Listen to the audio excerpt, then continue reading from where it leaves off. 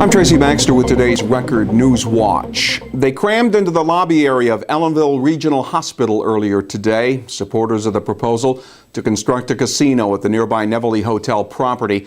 And they were there to hear Ulster County Executive Michael Hein and community leaders vow to do all they can to make Ellenville's casino dream a reality. Hein says it's up to those in southern Ulster to speak in one voice for a project that's predicted to create 1,500 construction jobs over 5 years, and according to the county executive, would be an economic long-range game changer for the region.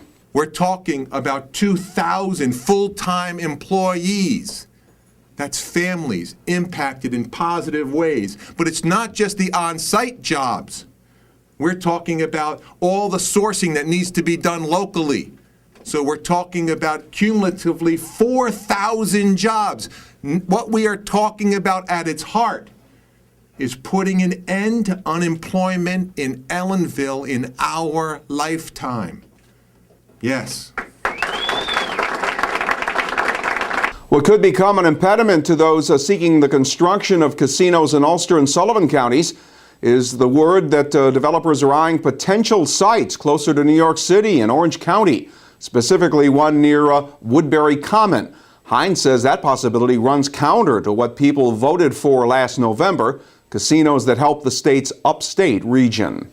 We have such a wonderful opportunity before us. There has been thoughtful legislation crafted, and we should never lose sight. It was crafted in many ways with the Catskills and upstate New York in mind. Ladies and gentlemen, I don't need to remind you, we are the Catskills, we are upstate New York, and we are very excited for what this means. But I want to make sure that we're very clear about this. We believe this project here in Ellenville creates a gateway to upstate New York. We believe the potential, if we don't do it here and we move it closer to New York City, what we end up doing is creating a border between upstate and downstate. So it's the opportunity to create a gateway or a border. Hein called on supporters to lobby their legislators in behalf of the Nevele. The state's gaming commission is to make casino location choices by this fall. Repair work continued this afternoon at the scene of a car crash that killed a woman from Middletown this morning. Happened on this stretch of Dolsontown Road near New Hampton. State police say 26-year-old Vivanette Marquez Vega died of massive internal injuries after the car she was driving hit a utility pole, landed on its side after she failed to negotiate a turn in the road. Vega was the only person in the car. Troopers say she was going too fast and did not appear to be wearing a seatbelt. An Ulster County woman was seriously hurt Monday evening in a car pedestrian accident at a parking lot of a business on Route 375 in West Hurley.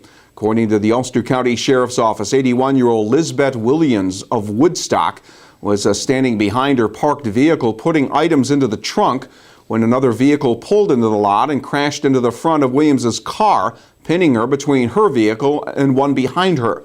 Williams suffered head and abdominal injuries and was later flown to Albany Medical Center. No charges have been filed against the 71-year-old driver, pending the conclusion of the investigation. Deputies say she accidentally hit the accelerator instead of the brake.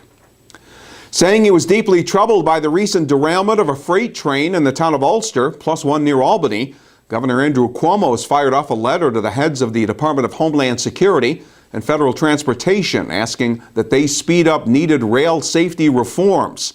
In the letter, Cuomo wrote that he isn't convinced current federal regulations and oversight adequately protect the state's communities and natural resources from potential rail safety hazards. The derailment near Kingston February 25th involved empty rail cars that had contained recently offloaded crude oil. It occurred after the conductor missed a red signal light. A Sullivan County man's been arrested for threatening two people with a knife. State police responded to the scene of a disturbance at a residence on Route 55 in Swan Lake, then later arrested Alan Yennick, who had left the house and was spotted walking along Route 55. The 23-year-old Swan Lake man was charged with criminal possession of a weapon, a felony, and menacing. Yannick was taken to Sullivan County Jail, where he was being held without bail pending a court appearance. And every Saturday morning, the Newburgh Armory Unity Center is a beehive of activity, and that's a good thing for inner city kids and their parents.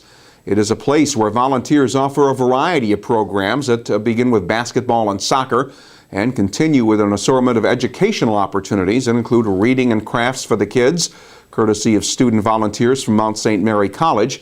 There's also classes for adults that include English as a second language and health education. Youngsters even get a chance to learn to play guitar. Mark Gamma, the founder of the Newburgh Actors Studio, teaches an acting class that builds youthful self-confidence. Many of these children have no other place to go, but I think most of it is that those children don't have the self-confidence. So we try to instill in them the self-confidence that they can do anything they want to do. There's even a library in the hallway where kids can pick up a good book. What do the parents think? Well, Marisol Williams says her 3 boys can't wait to get up early Saturday and head to the South William Street Center. All 3 of them are up early in the morning by 7:15, anxious to get to the Armory. My 4 and my 10-year-old count the days until Saturdays until they have soccer again and music and reading. And my 14-year-old, as soon as he gets dropped off at 8 o'clock in the morning, he doesn't want to leave. But it's enthusiastic for us as parents to know that our kids want to do something other than be on a cell phone and on a social media, and they're actually doing something physical, and that's something that, you know, they're going to get something out of.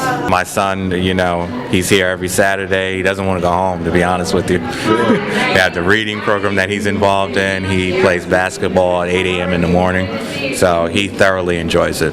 Volunteers hope the transformation of the Armory into a fully operational community center is just the start. And here's a familiar sight. Each Saturday morning, philanthropist Bill Kaplan, the man who helped fund the renovation through his foundation, can be seen in the hallway, funneling the kids from the sports activities to the classrooms. Here's the good news about the weather. There's no snowstorm in our forecast, and temperatures will start to climb to more normal levels for this time of year in the days ahead. Tonight won't be as bone-chilling, but temperatures may drop into the single digits in some parts of our region. As for Wednesday, it'll be mostly cloudy with temperatures tomorrow reaching the middle 30s. Thursday will be mostly cloudy with the highs around 30, with a slight chance of a passing snow shower. Well, keep clicking here for updated weather information, and anywhere news breaks, you will find it right here at Record Online. For Record Newswatch, I'm Tracy Baxter.